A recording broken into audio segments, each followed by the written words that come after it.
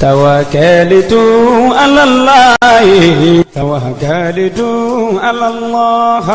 توكلت على الله توكلت على الله توكلت على الله توكلت على توكلت على الله توكلت على الله جنينجي سمع دلما صلى توكلت على الله وينغونيا بدي فما علم توكلت على الله جونجي سمع دلما صلى توكلت على الله وكم ينجي دك فما علم توكلت على الله دليفه ونبا فما على دوئي توكلت على الله على جين ودبا فما على دوئي توكلت على الله أنا مدين ونبا فما على دوئي توكلت على الله دليفه Félicitations mon garçon, je suis fier de toi.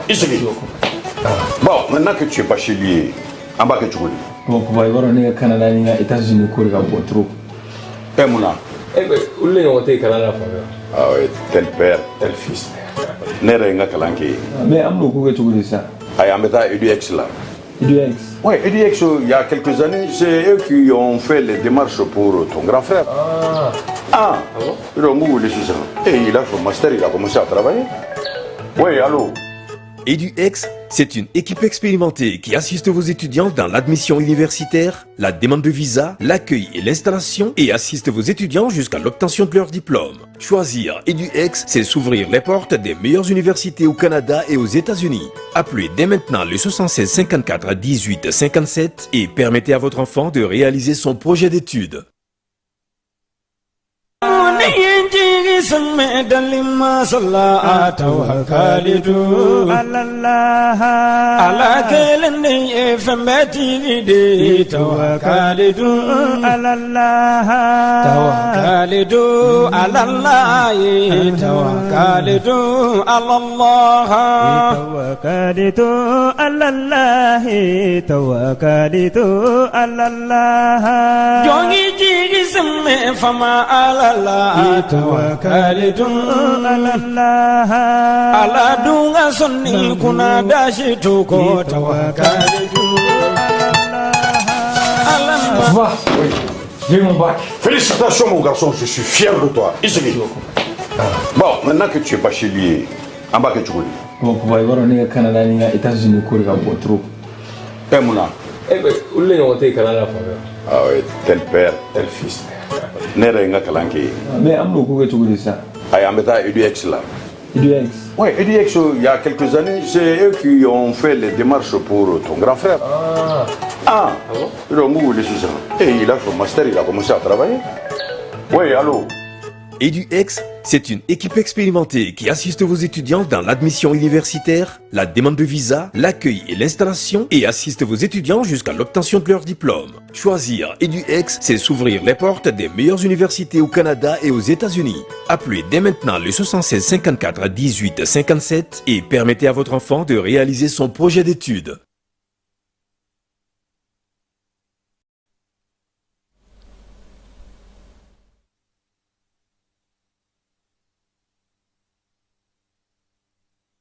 Ani sonche kuna dashi toko tawakalitu على الله Adama dumi son katlaki kuna da tawakalitu على الله Alamani sonche kuna dashi toko tawakalitu على الله Jongi jigi de kadalima sayi tawakalitu على الله Alamani munya dogo yashitu ko tawakkalitu adama dumbi bunya ningatlagi joya tawakkalitu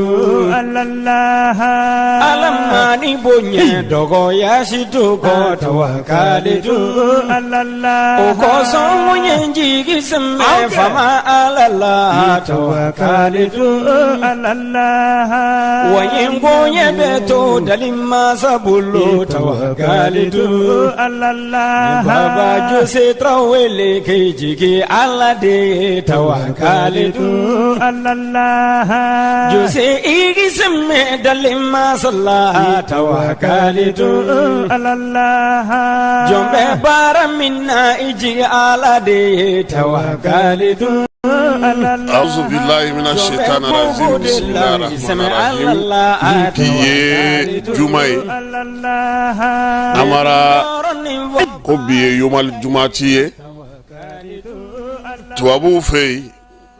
uluka utukalo otle bisaba fana ye biye samba fla ani mugan ani nani ambia amil la selike kabo jani.mlfm ale so konnana ka keni anye kunafoni munun sɛgɛsɛgɛ ananye munun sɔrɔ an ka ciden munun bɛ kɛnɛ ka olu ye munun keru ka nama n'an y'olu fana lajɛ amara mi bɛɛ fo ka bɛɛ wale ɲuman dɔn bi jumadonya in na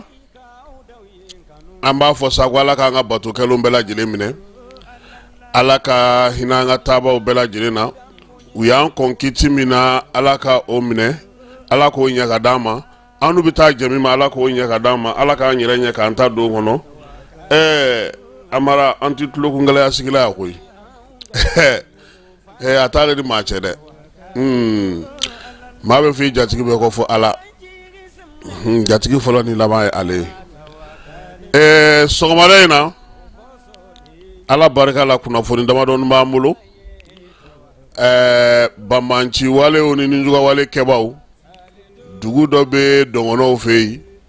ko kurundokaw u taara bi olu kan u ye sɛnɛ kɔni goya maaw la kosɛbɛ baganw u y'olu cɛ ka taa ni u ye kalanden minnu bɛ yen ni olu ye jamana ka fonction publique ɲinini kɛ maa 796 olu ka kalikasiyɛn o kɛra kunungo furancɛla fanga ɲɛmaa n'o ye colonel Asimi Goyita ye ale yɛrɛ tun b'o kɛnɛ kan ka fara a ka premier ministre ka Sogɛl Kokala Mayiga a n'a ka CNT président colonel Maliki Jaw calatigɛ jɛkulu ale ni fanga yɛrɛ ministre ni lasigiden minnu b'an ka jamana kɔnɔ olu caman taara kɛnɛ kan an ma SNJ o ɲɛmaa Bubu Jalo a tun b'a ko in na ye bagan dɔw fana taara tuguni an sɔngo mara la gun min bɛ yen n'o dugu sigilen don gun kan n'o ye Seyinakaw fɛ yen ye fana ale ni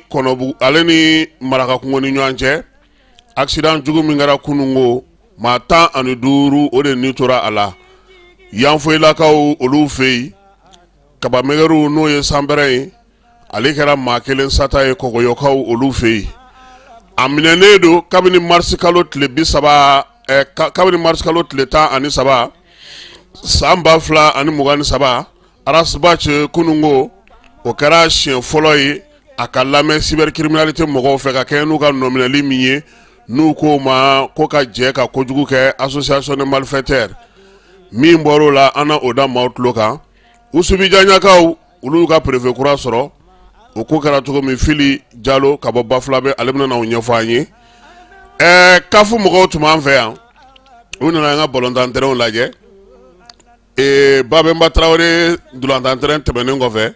Mamadu Konate tɛmɛnen kɔfɛ 26 mars tɛmɛnen kɔfɛ u ko ko min ye Ablaye Makoro tɔgɔla dulati kɛnɛ min bɛ Kayikaw fɛ yen ale ni Barema Bokum n'o ye Modibo Keyita ka député kɔrɔ n'o tun bɛ Motikaw fɛ yen ni dulatan kɛnɛ tɔgɔ dalen don o la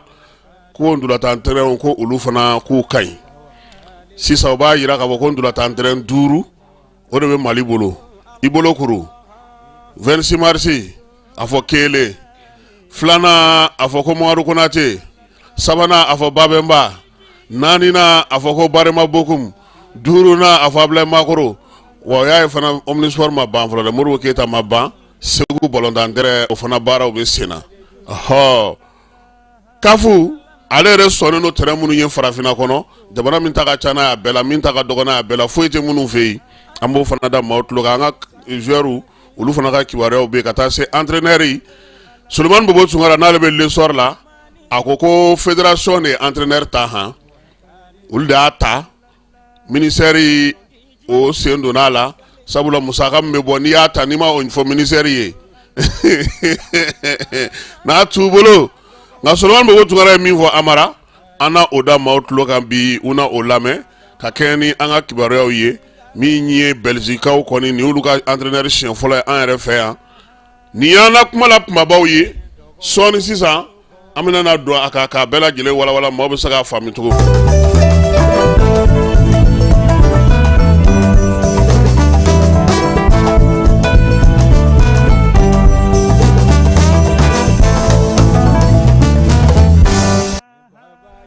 K'an ta kunun yɔrɔ i b'a sɔrɔ kunun ta in de kun ka di bilasiralijan ale ti ɲɛnafin foyi bɔ maa la n'i y'a mɛn ko a ye n dɛmɛ n ka wara la a kunkolo b'i bolo Amara Mali sini Mali bi ko tɛ n'i ye diɲɛ kɛ sigiyɔrɔma 5 ye Mali ni sini ka tɛgɛ di ɲɔgɔn ma ni sabanan tɛ diɲɛ kɔnɔ a na kɛ filanan ye bi na min ye an ka furancɛla fanga ɲɛmaa ye n'o ye colonel Asimi Goyita ye a bɛna n'a sen bɔ a kɔnɔkɔrɔ ka taa sinikaw fɛ yen Amara anw ye ɲinini mun kɛ jɛrɛ min n'o tatɔ do sigi sen kan nin y'a 9nan ye u b'a fɔ min ma ko coopération Sine Afrique forum yɛrɛ a nanzarakan ko FOCAC a bɛ kɛ Belgicaw fɛ yen Sine fɛɛrɛ ni dabali minnu b'ale bolo ale bɛ t'o bɔ k'o bin min ye magobatigiw ye ka bɔ diɲɛ fantan 4 fɛ olu bɛna na o kɛnɛ kan Amara k'a daminɛ Modibo Keyita la ka na se colonel Asimi ma ka tɛmɛ Alpha Umaru Konare ni IBKw ni ATTw la Musa Tarawelew ninnu bɛɛ lajɛlen ni Sine ye baara kɛ Sine est-ce que jamana ka ambassadeur bɛ yan min ka bon ni Sine ta ye est-ce que jamana bɛ yan min ni Mali yɛrɛ ye baara kɛ ka se fo wagati dɔ la i b'a dɔn ko Modibo Mawo Magalu ale tɔgɔ o ye président 2 tɔgɔ de ye Siniwaw ka Mawo ani anw ka Modibo Keyita a fa waleɲuman dɔn fɛ den tɔgɔ dara o la e m'a ye ko Modibo Mawo Magalu n'a fɔra dɔrɔn i bɛ se k'a fɔ Modibo Mawo Magalu Modibo kɔni o y'an ka yan laadala tɔgɔ ye nka a nana cogo di cɛkɔrɔba ale de tun bɛ baara kɛ Modibo Keyita ye Amara sɔgɔmada in na an bɛ bɛɛ Bɛngali fo Modibo ka secrétaire général Ala ka hinɛ a la a ka denbayaw a kɔw bɛ yen ninnu ye faso kanu ka baara kɛ faso ye ka siraw bɔ k'u da yaasa jamana ale bɛ se cogo min ka taa sira sɔrɔ taa sira minnu ni ale bɛ se ka kɛ yiriwali ye an ma lajɛ min taatɔ do kɛ Sinikaw fɛ yen a kan ka kɛ sababu ye baara minnu bɛ yen ni olu bɛ anw nafa bi n'an mago b'o o la an ka jamana ɲɛmaa ale kan ka taa dɔ fɔ o kɛnɛ kan Asimi yɛrɛ ka sɔn ka wuli ka taa a kɛnɛ kan laɲini fɔlɔ ye min ye sɔrɔko lakanako yiriwaliko yiriwali kuntalajan bolodi ɲɔgɔnma sɔrɔsi kunda k'an dɛmɛ k'an kɔkɔrɔma don yaasa an bɛ se cogo min na ka se ka an jeniyɔrɔ fin diɲɛ bankun ka bi baara in an ye kibaruya sɔrɔ cogo min kan ka taa kɛ Sinikaw fɛ yen a bɛ kɛ septembre kalo nata in o tɛ sinikɛnɛ ye de o tile 4 ka taa kun fori a tile 6 la a bɛ kɛ Beijing min ye nin baara in ye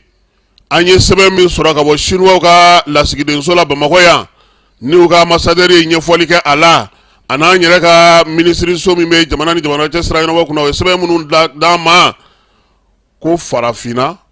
ale ni Sine olu ka jɛ ka baara kɛ ka taa bayɛlɛmali kuraw sira fɛ jɔli ka kɛ u ka fɛnw sigi sen kan min bɛ kɛ siniɲɛsigi ye ka yiriwali kura kɛ min ye sanayɛlɛ yiriwali ye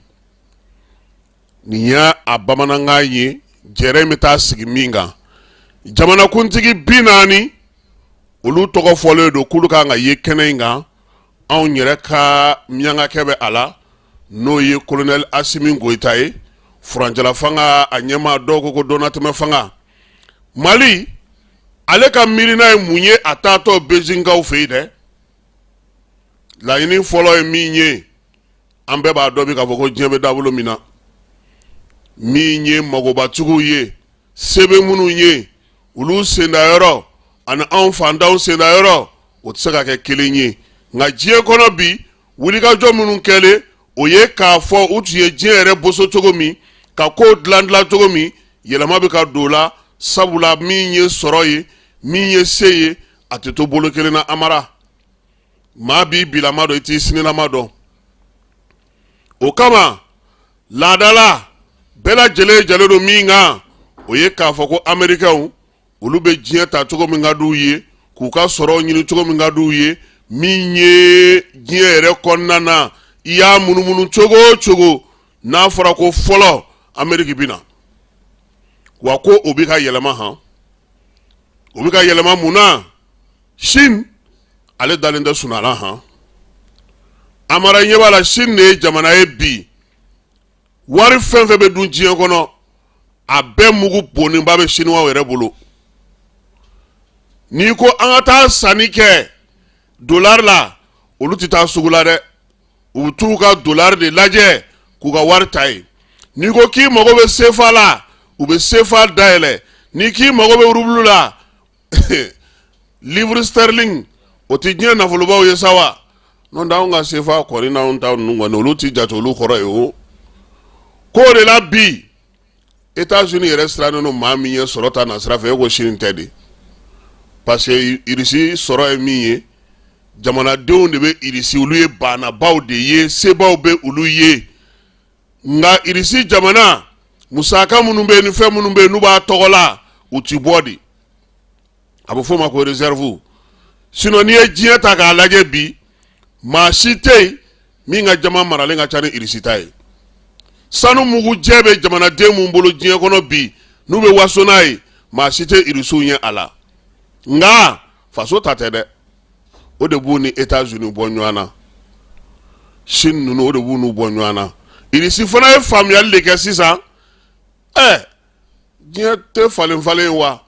ni dɔw ma fɛn dɔ faamu dɔw tɛn'o faamu wa anw fɛ yan arabu dugu jumɛn bɛ yen bi ko min ka wari ka ca ni Algérie ta a tɛ yen o wari mugu min maralen bɛ Algérie a tɛ arabu dugu si bolo o de la i b'a ye u bɛ ko caman kɛ ko caman se b'u ye min b'u kun a tɛ Maroc kun a tɛ Tunisie kun yɔrɔ Mauritanie kɔni ko tɛ o sabula u ka maaw y'o mara k'o baara kɛ a b'a to i sɛmɛyɔrɔ bɛ ɲɛ i bɛ se ka wuli k'i jɔ k'i kan kɔrɔta ka fɛn dɔw fɔ Chine taga in a kan ka kɛ sababu ye an bolo sababu min an yɛrɛ ko k'an ye taabolo kura minnu ta président yɛrɛ ko a ka taabolo saba in ka t'o sinsin k'o fɔ Chinois ye u k'a dɔn k'a fɔ ko anw yɛrɛ bɛ sira min kan bi anw yɛrɛ b'a fɛ fana diɲɛ kɔnɔ an ka bonya n'an ka fitininya in ye han dɔgɔya ti kɛlɛ sa dɛ u k'a dɔn k'a fɔ ko Chine ani Mali min ye baara kɛ o Mali kelen don han wa an bɛ ka segin ka na dɔɔni dɔɔni Asimi ka tagali a bɛna na t'i ɲɛsin fɛnba minnu ma kosɛbɛ o ye lakana ale ni sɔrɔdasiw ka ko ye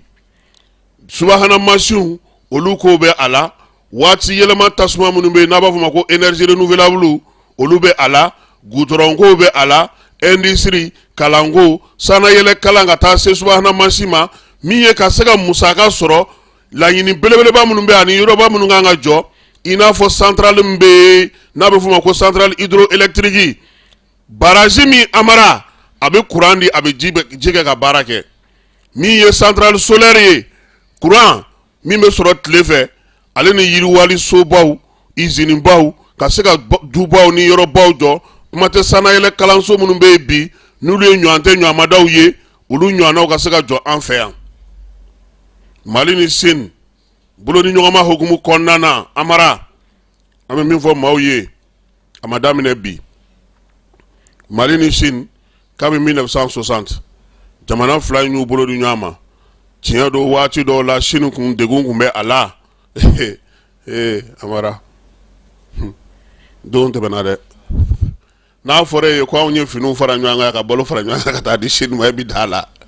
o kɛra jamana in y'o kɛ yan o Chine kelen o de ye Mali dɛmɛ ka fɛn caman sigi sen kan a usines bɛ yen a baarakɛyɔrɔw bɛ yen a fɛnw kɔrɔtɔ caman bɛ yen Chine bi Mali yɛrɛ a bɛ fɔ dugu minnu ma ko Asie jamanaw minnu bɛ baara kɛ Mali la yan a ŋana o ye Chine ye sabula fɛn ba ka dɔgɔ bi yiriwali ta na sira fɛ n'a fɔra ko Mali bɛna o kɛ n'a se bɛ Chine ye ko a t'a kɛ misali hali furancɛla fanga yɛrɛ filɛ ka gudɔrɔn mun dilan ka bɔ Samɛ ka taa nin ye Chinois b'a la Safo Chinois b'a la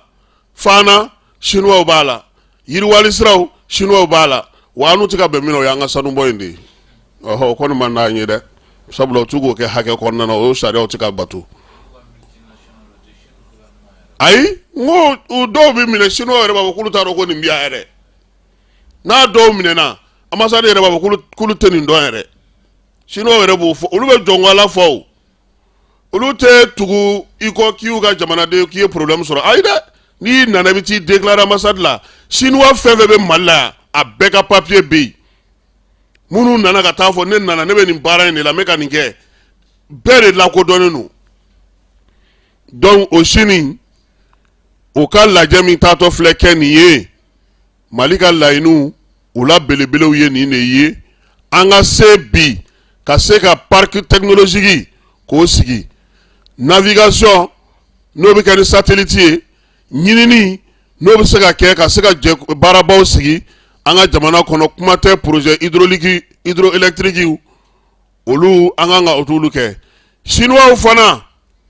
a ka d'u ye u ka sinsin u jɔyɔrɔ ka ɲɛ an fanfɛ bolo fɛ dɛ Amara an kana ɲinɛ o kɔ koyi Afrique de l'Ouest la yan a ka d'u ye u fana ka kɛ u ka kɛ Russie ɲɔgɔnna ye koyi ko o lakile bɛ maa min bolo i b'o dɔn wa o ye Mali ye k'a bɛ se k'i sinsin min kan a ye baara min kɛ Mali la fɔlɔ a k'a lajɛ dɛ n'o y'a sɔrɔ i b'a dɔn min bɛ Chinois ninnu gêner yan anw ka démocratie kuma de ka ca anw n'i yɛrɛ de ye nin fɔ n'i ye nin fɔ a ti bɛn mɔgɔw ma mais mɔgɔ dɔw bɛ yen olu doncogo dɔw olu tɛ don fɛn dɔw la quoi Amara o ma hali ni y'a f'u ye u b'i lajɛ u tɛ fɛn fɔ mais u t'a kɛ quoi sinon i bɛ lycée Masamaga na Fili Dabo Mamadou Sarr nin bɛɛ lajɛlen ye Chinois ye Kango Musa min filɛ yan Ibrahima Ly nin bɛɛ lajɛlen Chine société de y'a jɔ Covec i b'a dɔn a musaka bɔra min Alpha y'a tapé min Mali la ɲɛ b'a la Alpha kun ka équipe dɔw kun bɛ o kun ka ɲi dɛ Alpha Umaru Konare ale ka teli an ma ale y'an ka Diego Maradona de ye anw politique mɔgɔw kɔnɔ ale y'anw ka Diego de ye Diego anw bɛ ka min ye bi o b'a sɔrɔ ale tilar'o la mɛnna ko mun yɛrɛ bɛ yen n'o ye koba ye ni Chine ni Mali n'an bɛ se ka an bolomada o kan don nataw kɔnɔna na ka kɛ ni Chinois yɛrɛ ka sew ye bi ko dan t'o la yɛrɛ ko n'anw yɛrɛ kan k'an ɲɛsin fɛn ma Chine dɛ o ye sɔrɔko in de ye ka na yiriwaliw kɛ an n'u ka bɛn a kan u ka na jɛrɛ min sigitɔ filɛ nin ye Chinois fɛ yen tiɲɛ don Chine bɛ taa nka min ye diɲɛ magobatigi wɛrɛw bɛ taa a bɛ se ka kɛ sababu ye bi an k'an jija o la nka Mali ale bɛ fɛ ka taa min yɛrɛ ɲini kosɛbɛ o ye coopération militaire ye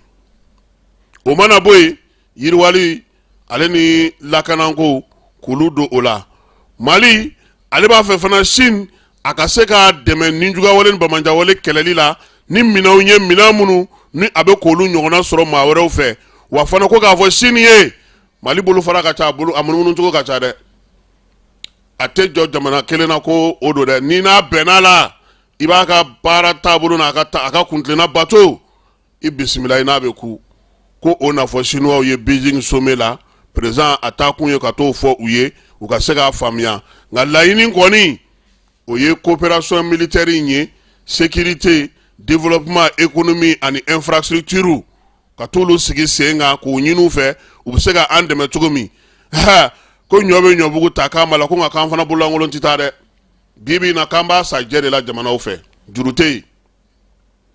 o kama k'o kuma in ka di sinuwaw tulo ye dɛ Amara mɔgɔw tɛ min kalama Chine politiki ye socialiste ye mais n'i ma taa Chine i t'a dɔn ko u ɲɔgɔnna capitaliste tɛ yen ni i bɛ yɔrɔ jan fɛ n'i taara yen o de la i b'a dɔn k'a fɔ ko capitaliste baw don Chinois e bɛ taa nin ta nin clé USB in ta Chine u b'a f'i ɲɛna k'a sɔngɔ sugu bɛɛ filɛ nin ye wa i tɛ taa ni wari ye koyi a kɛra cogo o cogo i bɛ kelen ta donc an ka jamanakuntigi ka tagali nafa bɛ se ka kɛ mun ye o ye nin ko ninnu ka se ka sinsin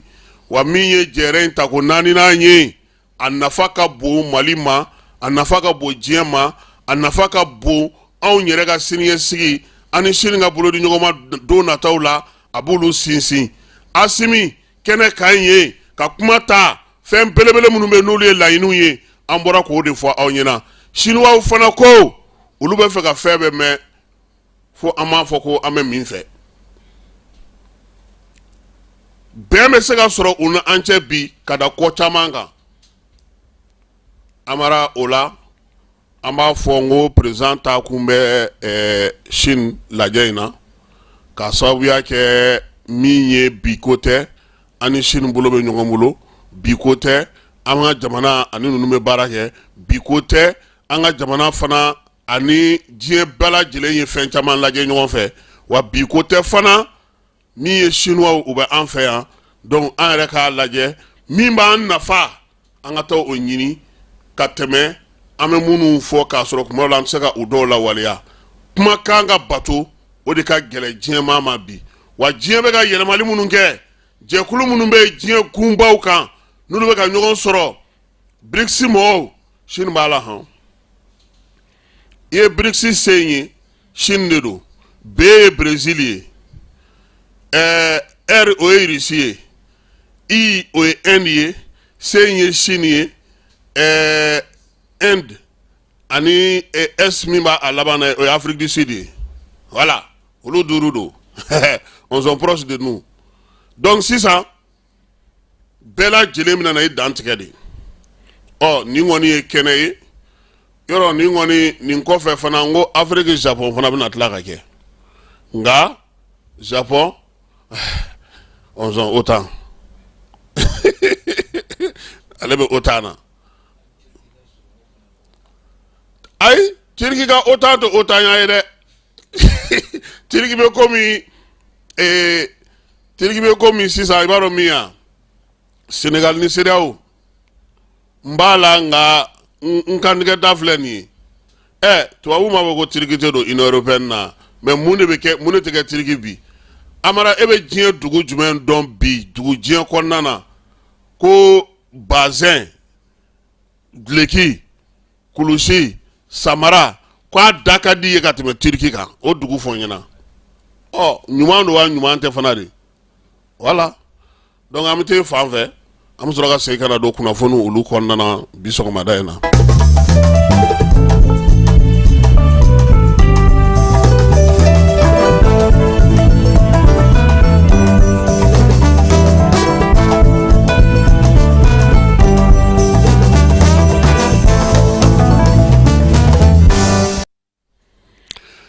Denmisɛnnin minnu bɛ yen ani maa minnu bɛ yen ni olu ye baara ɲini faso tɔgɔ la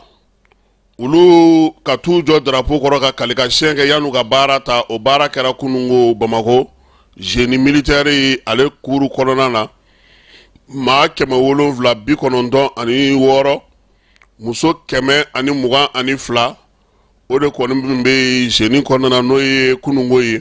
kɛnɛ ka président premier ministre CNT ɲɛma ka taa farasa maa falen minnu b'an ka jamana kɔnɔ ani lasigiden minnu bɛ yan ninnu bɛɛ lajɛlen nana ka na kɛ seere ye muso 122 o de bɛ maa 707 in na u y'a yira sa k'a fɔ ko kɔni olu ka kalan de banna Bafokaw fɛ yen kalo 6 kalan Amara kalan mun n'o ye tali kɛ sa sɔrɔsiya yɛrɛ la maanifinya kɛcogo min ye adamadenya ye ka jamana dɔn k'a dɔngala kari min ye marafaw kɛcogo ye k'olu bɛɛ lajɛlen ɲɛfɔ u ye soldat mun bɛ yen n'o o ye soldat de deuxième classe Amadu Sanga ye e ko ale ma bɛɛ dan wa inspecteur de douane o ye ale ye ale kɛra promotion in major ye u y'a yira sa k'a fɔ ko ninnu maa minnu filɛ nin n'u tilara bafo kalan na ka ban ninnu bɛna ka taa baara de daminɛ yan'u ka baara daminɛ u y'u jɔ jamanakuntigi ɲɛkɔrɔ k'u jɔ drapeau ɲɛkɔrɔ ka kalikasiyɛn kɛ nin kɔni tun ye a tako 4nan ye min ye SNJ ale formation ko o dagalen do bɛɛ lajɛlen ye maa o maa ne e kɔni ye fonction publique concours k'an ka jamana kɔnɔ yan wa Amara i b'i labɛn dɛ i bɛ taa bafo i kun bɛ di ni ndɛgɛnɛ ye i bɛ taa ye dɛ i bɛ taa ji soli sɔgɔmada joona fɛ i tɛ fa sunɔgɔ la o do dɛ n'i tilar'o la ka na faso ka baara daminɛ i yɛrɛ n'a dɔn k'a fɔ ko bɛ sen na n'an bɔra jeudi kɔnɔ an bɛ taa dɔngɔnɔ dugu la Bamanci wale ni ɲuga wale kɛbaaw kɔni taara bi dugu dɔ ka sa ko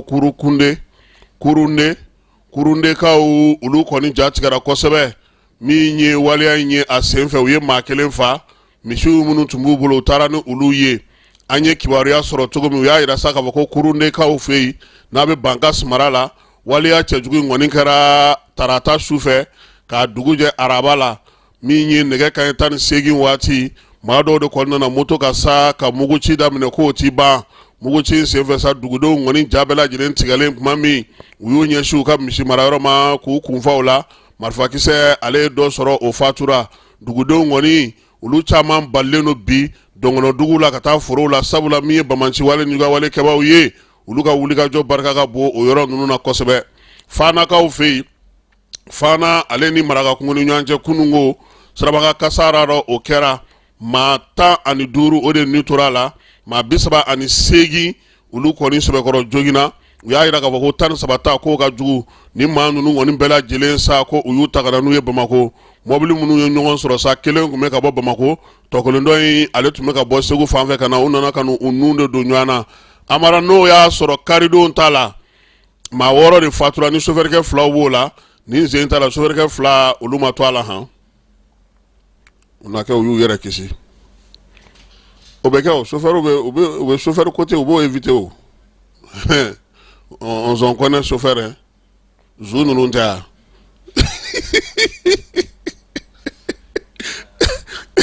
kunu an ko yan ko chauffeur 2 ninnu ma sa zu ko kuma k'anw bɛ fɛ chauffeur ka sa an ko ayi dɛ a fɔra k'u ma sa kunnafoni de do n'an bɔra Fana an bɛ taa Yanfoyila dugu min bɛ yen n'o ye Kɔgɔyɔ ye Kɔgɔyɔ ko sanpɛrɛn ale jiginna denmisɛnnin fitinin 2 kan ye kelen si bɛ san 14 na kelen bɛ san 15 la waleya in a kɛra araba tarata tɛmɛnen kalo in tile 27 min ye Kɔgɔyɔkaw fɛ yen ale bɛ Wasolonbale o commune kɔnɔna na kilomètre 17 o de b'a ni Yanfoyila dugu kɔnɔna cɛ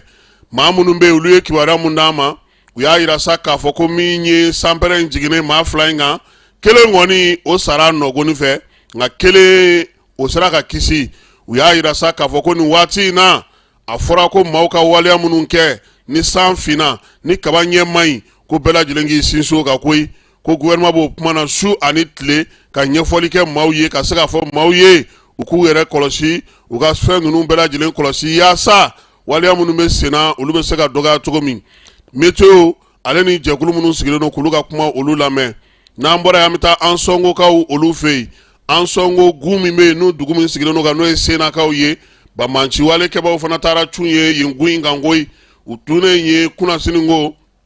n'o ye araba tɛmɛnen ye dugudenw ko ko olu yɛrɛ kɔni maaw taara koyi ko ninnu donna yɔrɔ min yan u kɛlen ka mugu ci olu ka ba marayɔrɔ u ka saga marayɔrɔ n'u ka misi marayɔrɔ n'u ka bagan marayɔrɔ n'u ka balo marayɔrɔ k'u y'u ɲɛsin yen de ma u y'o bɛɛ lajɛlen fɛnw bɛɛ lajɛlen bɔ sa k'olu kɛ kurun kɔnɔ ka 5 don fiɲɛ na nka min ye waleya in kɛlen u y'a yira sa k'a fɔ ko Bamanci wale kɛbaa ninnu kɔni ka mugu a kisɛ sera maa dɔ ma a y'o jogin o bolo la u y'a yira sa k'a fɔ ko nin dugunin kelen in na n'o ye Senakaw ye nin y'a san 3 ye u taar'u ka dugutigi o fana u ka maire u y'o fana u tun y'o minɛ k'o fa o yɔrɔ in na ye justice ko ta nasira la Rasbach alemi minana kabini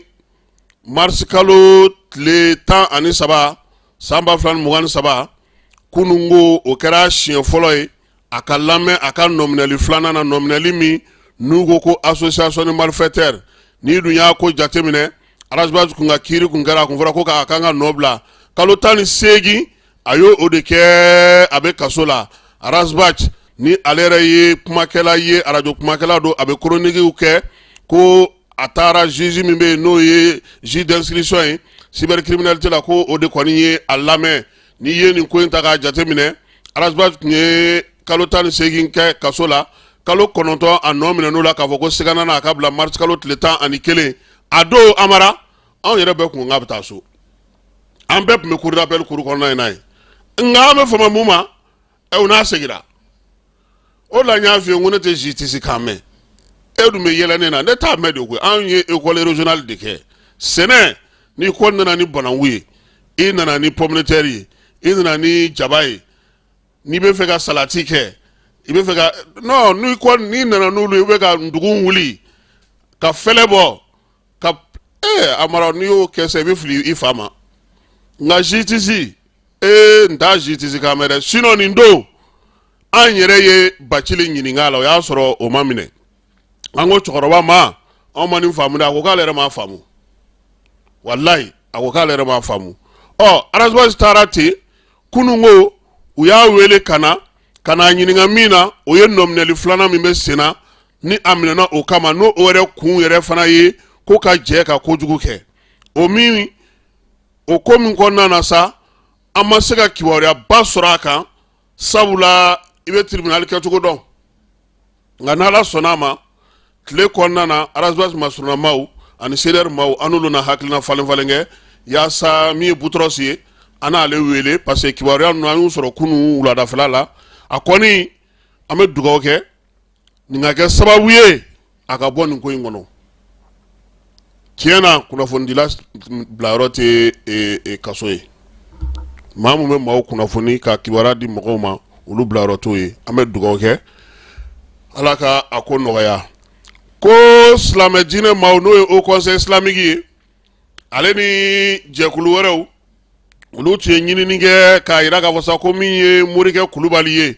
Morikɛ Kulubali k'ale ye kuma dɔ fɔ ko min ye kuranɛ kɔnɔ kuma k'o tɛ Ala kumakan ye o senfɛ sa maa dɔw kɔni wulila k'ale nɔ minɛ cybercriminalité la a nɔ minɛlen Haut Conseil islamique ale fana nana fara o mɔgɔw kan k'a jira k'a fɔ sa ko kamalen olu bɛ yafa ma kun kelen a k'a fɔ ko a bɛ don silamɛya la ko Kulubalikɛ ko k'ale tɛ se ka don silamɛya ko a ko silamɛ diinɛ yɛrɛ ko mɔgɔ tɛ don silamɛya la jagoya la ko donc ko nin tantogolama in na tan tiɲɛ na ale tɛ se ka don silamɛya la u kun ko n'a sɔnn'o ma olu b'u ka plainte bɔ n'a ma sɔn o ma k'u y'a taara kaso la nka fɛn wɛrɛ bɛ sɔrɔ ko in na parce que i b'a dɔn k'a fɔ nin waati in na kemiciw olu ni silamɛ diinɛ maaw a ko ka ca n'i y'a ye anw yɛrɛ t'an da don a la kosɛbɛ an bɛ da a kunnafonima yɔrɔ ma a ferekete ka ca a ko kumaw man di i y'a fɔ cogo o cogo ka da kunnafoni ma dɔw bɛ yen u b'i dɔgɔya k'i nɛni k'i kɛ anw tɛ rétroviseur lajɛ o zu de ye chauffeur kɛ ale de bɛ rétroviseur lajɛ sinon ne kɔni tɛ ni k'i b'i nɛni k'an bɛ lamɛn senkan bɛ lamɛn i kɔfɛ walayi ti taa ɲɛ mais kuma dɔw la fɛn dɔw yɛrɛ bɛ yen ko dɔw bɛ kɛ Mali yɛrɛ kɔnɔ i kana kuma la yɛrɛ o de ka fisa fɔlɔ a tɛ foyi sa an ka jamanadenw ma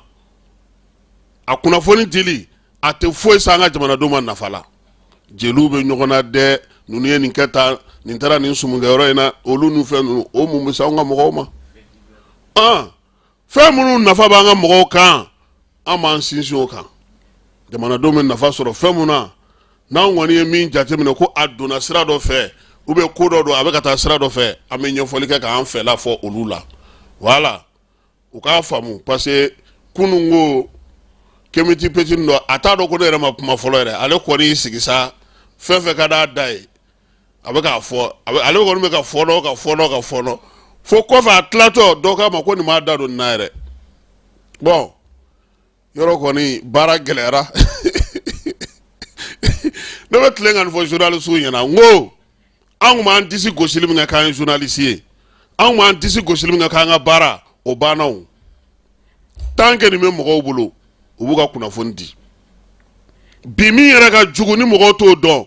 mɔgɔ minnu yɛrɛ tun b'an wele ko n'an ka kunnafoni di olu yɛrɛ bɛ kunnafoni di bi donc n'i t'a kɛbaga ɲuman ye mɔgɔw t'i wele wa fana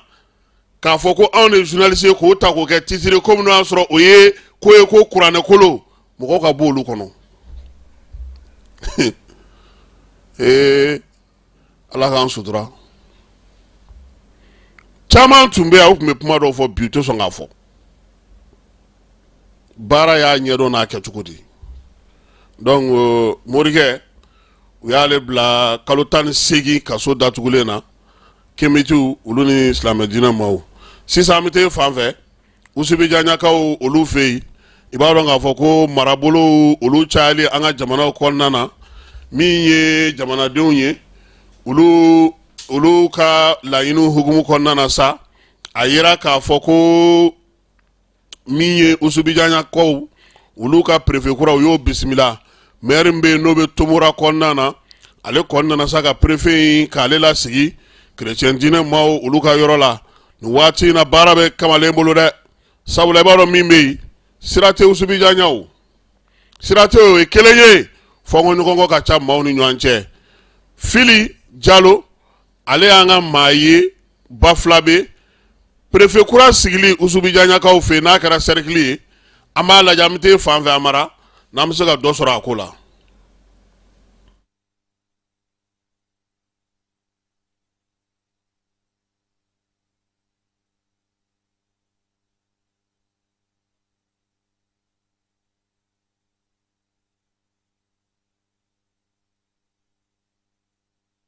Inspecteur de police Emmanuel Kojo ale kɛra usubijanɲa cercle préfet fɔlɔ ye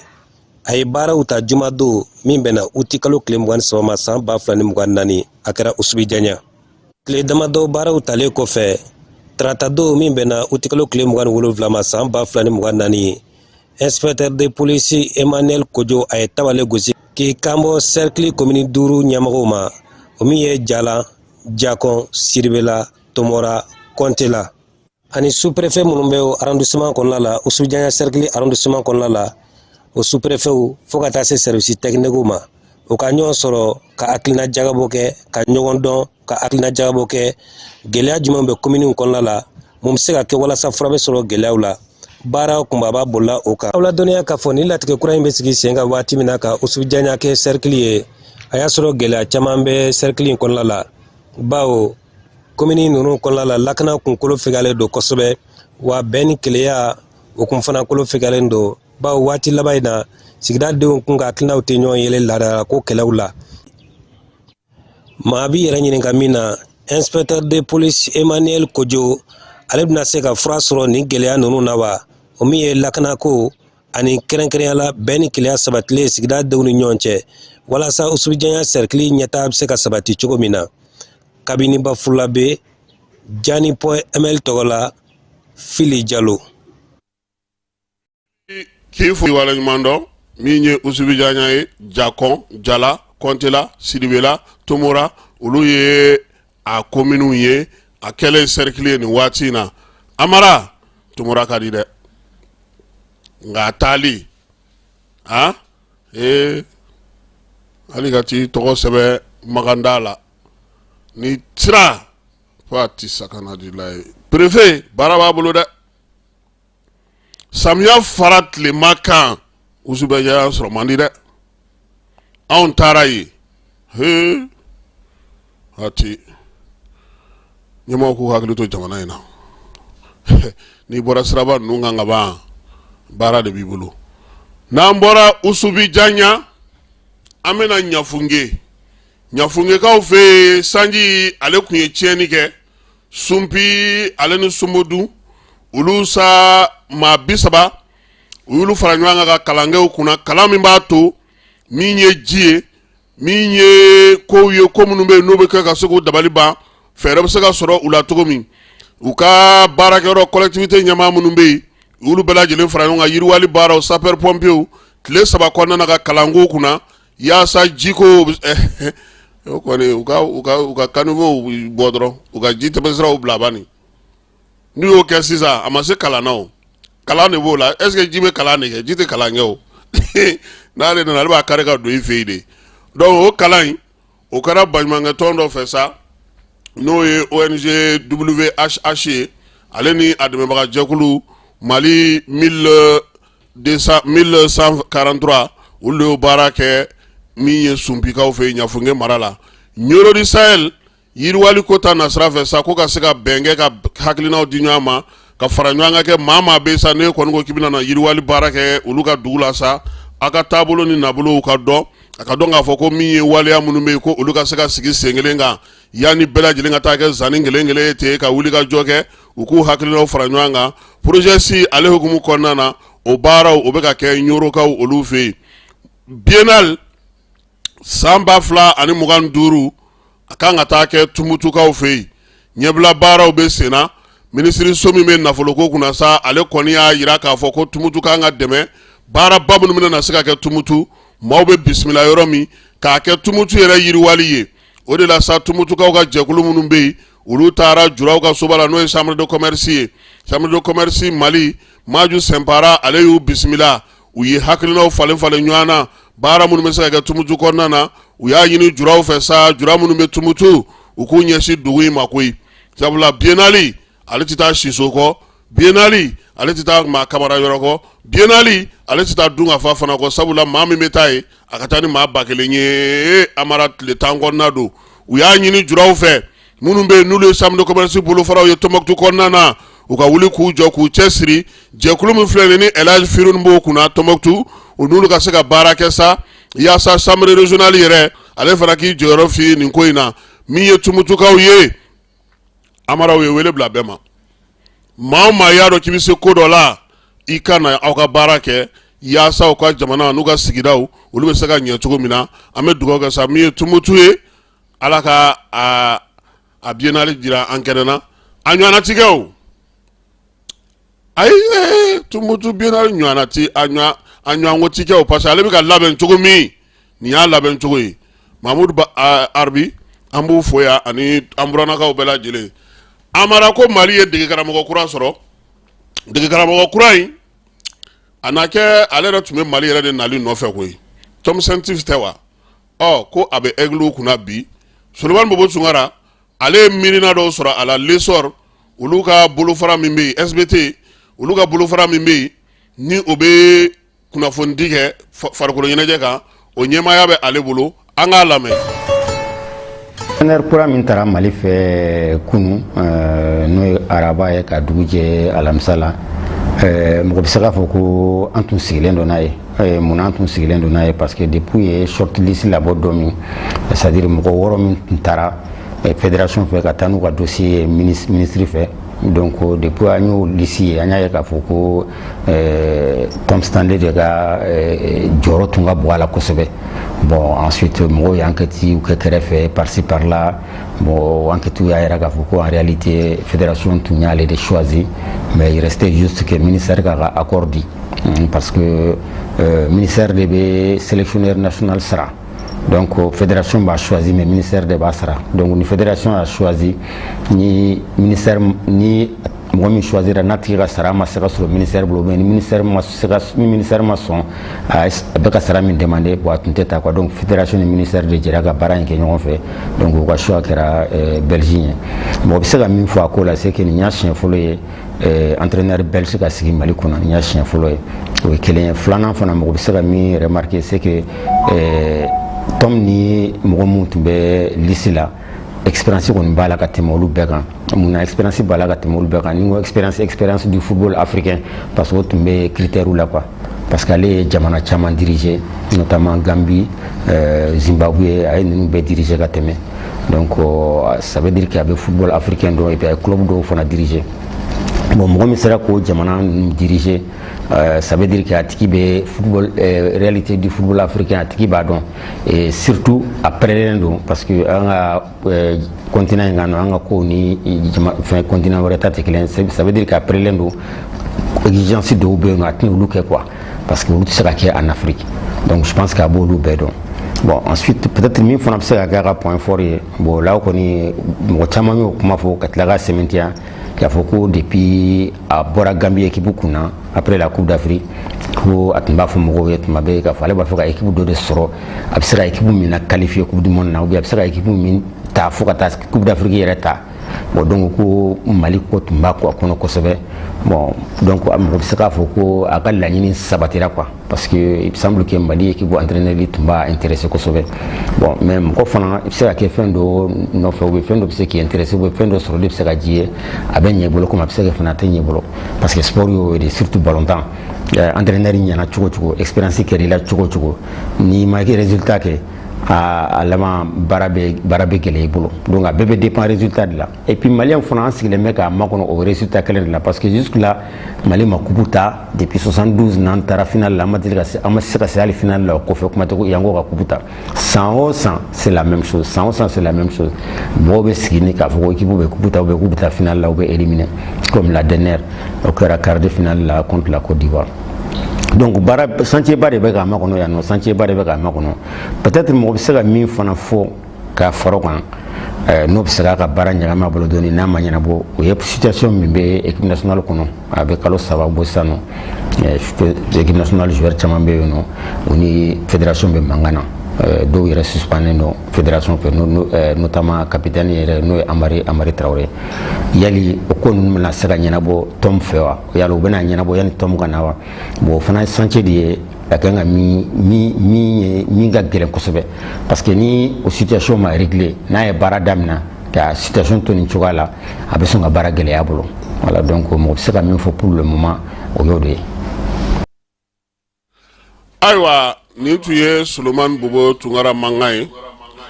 le sɔri olu kɔni ka kunnafonidi min bɛ kɛ farikolo ɲɛnajɛ kan o ko b'ale bolo Amara Tom ale tɛna baara daminɛ sisan dɛ ko sini min ye Aigle ka lisi ye o bɛna na bɔ entraîneur par intérim fɛ n'o ye Badara Aliu Jalo n'u b'a wele ko Konti ko sini joueur minnu kan ka taa match 2 Mali Mozambique ani Mali ni Eswatini Mali ni o ka dulatɛ min kan ka kɛ première journée ni deuxième journée hukumu kɔnɔna na sa Coupe d'Afrique éliminatoire Maroc 2025 ko o lisi bɛ bɔ sini fédération na Amara an y'a fɔ fana k'a fɔ ko min ye an ka ballontan terrainw ye kafu ale ka maaw tun bɛ munumunu salo la an fɛ yan u kun nana Barema Bokum tɔgɔla ndolanci terrain lajɛ Motikaw fɛ yen ani Ablaye Makoro Sisoko min ye Kayikaw fɛ yen k'a fila bɛɛ ko farafina ballontan bɛɛ bɛ se ka k'a fila bɛɛ kɔnɔ Ablaye Makoro Sisoko Barema Bokum olu homologué olu bɛna fara Stade 26 mars Mamadou Konate ani Babemba Traoré tɔgɔla ndolanci terrain o b'a yira sa k'a fɔ ko min ye Mali ye fɔlɔ kafu tun ye sɛbɛn minnu bɔ k'a yira k'a fɔ ko ndolanci terrain 3 de bɛ anw fɛ yan ko ni ballontan bɛ se ka k'o kɔnɔ an ta kɛra 5 ye n'i ye kafu ka sɛbɛn tɛmɛnen lajɛ u kun ye stadiw bɔ jamana minnu bɛ yen ni stadiw b'u bolo farafina kɔnɔna na ni kafu ka ballontan bɛ se ka k'a la Afrique du Sud ta ye 12 ye ale bɛ bɛn ɲɛ min ye Maroc ye ale ta ye 8 ye Algérie ta ye 7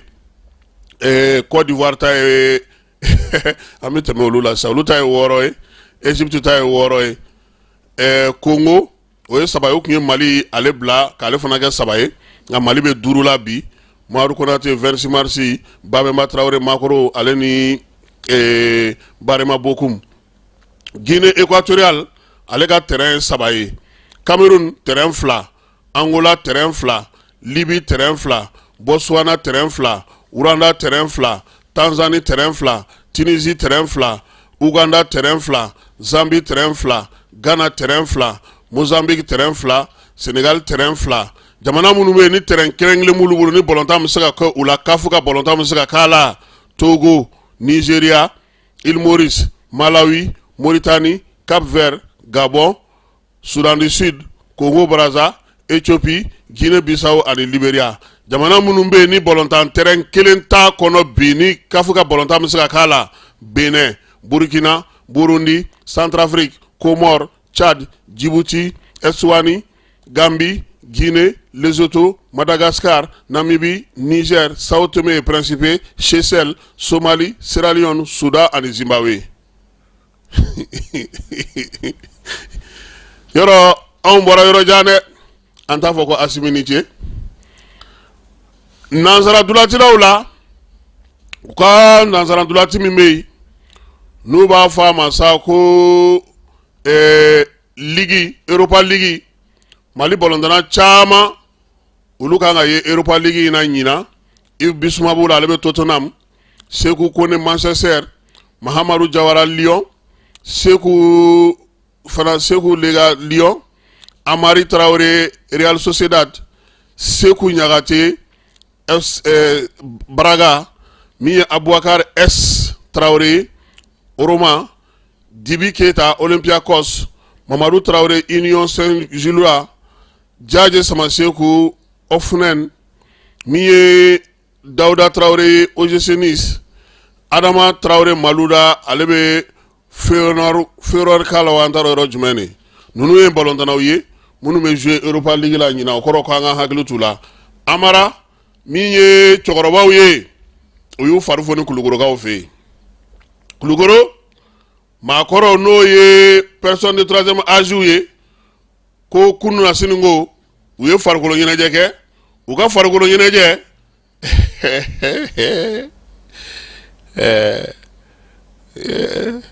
3 mètres kuyo tama. Uye dokere. Hein? Ko shioro kuwe 300 mètres esi. Chokoroba do akawu farumau. Sino baro kulu oho nunu nedo. Ninga usakui. Inyebe na chokoroba na ulube sodrone o ima donc kanu sigidala ka livre kala ube ka radio ni fon lame ani ka conseil di mogo ma munu metu no fe ango fode ni kontari sigu koro ibe fen jamandone femu bu kono ni be fe ka guno soro ibi ku terike di ibi tu fe inu be baroke ibi to kanap mabe kana fo ku be ki ka temps perdu de ibe min soro amara ma sita soro donc ame kulugoro ka fo ka nyini Mali chokoroba ufana fe fa ukala joga tuka ufarubo nyogana so akafsa farukolo makosebe abe farukolo giji amara yana nganga kuna fonu kunche ministry mimbe noye ministry mimbe jamana konona lakana kokuna noye général de brigade Daoudou Mohamedou ako ko ministry so mimbe alega boloka noye ministre de la sécurité et de la protection civile kabna na recrutement ke demsonu munu nulubna na ta policier la ale ni protection civile la nyina nsain kono ku magobe mamuna policier la ma bakele gardien de peudo u magobe mamuna protection civile la ma keme duru ko wasa ko communiquer min bolen fleni ye ale fait na le ministre ye direction générale de la police ani direction générale de la protection civile ulu le kanga saka fon blase nga sebe munu nga di akanga déposer domi akunga nga che domi koko bela jilenge Daoudi sebe fasiri bi utukalo tle bisaba ka ci ama donc amara kanata din konkuru ke foloda i préparer doni nin chuna kanata din ke foloda din chune no imaye toko kurabe nin fe na ko gardien de paix tato ngo nyenyi ni folo yadi kata din ke bo sapeur pompier ko ma keme duru police ma bakele yo be banga demsonu na nyinawo an la man na chikela soro de donc ame afosa ngoni me dansi nga biso ngore na kuna foni na minye mamunu be nu ulu sogoleno ana anga radio partenaire Bafla be ka fe filina ka mo ambulu fo radio Aba Yuwaru Star FM Sigaso ania jamu ka fe narena karan kata se sibima kata se fo minye kuremaleka olu fe baf yanfo ila ka fana fe kulu fana fo Sigaso Kuchala Buguni Segu 100 ame nunu bela jele fo kata se fo moti menaka aleni tawdeni gaw munum sigileno tomoktu ku bela jele fo ka kiral ka kulu fana fo lu ba la internet ka ani menaka kaw ku bela jele ku uni sogoma Seydou Sangare dugutigi amba fo ale Bamako dugutigu bela jele nga nyemaye min ye sori kɛmɛso ye an b'a fo ka maraka samake fo ale bɛ cité la Kurbe Jara ale ye karamɔgɔ an ka foli bɛ s'a ma colonel Sirilamin bamanan Ezo Jeni an b'ale fo kosɛbɛ min ye Cɔrɔnɔ Umar Asi Jalo ye an b'ale fo Boyina Babi k'a fo Menakakaw fɛ yen Ibrahim Tungara Gawusu Traoré Sori Gawusu Traoré Ibrahima Ɲagate olu bɛɛ lajɛlen bɛ parikaw fɛ yen Sori Sako Canada Issa Konate ale bɛ États-Unis Lucas Dakono fana bɛ États-Unis min ye Jaba ye an bɛ ale fana fo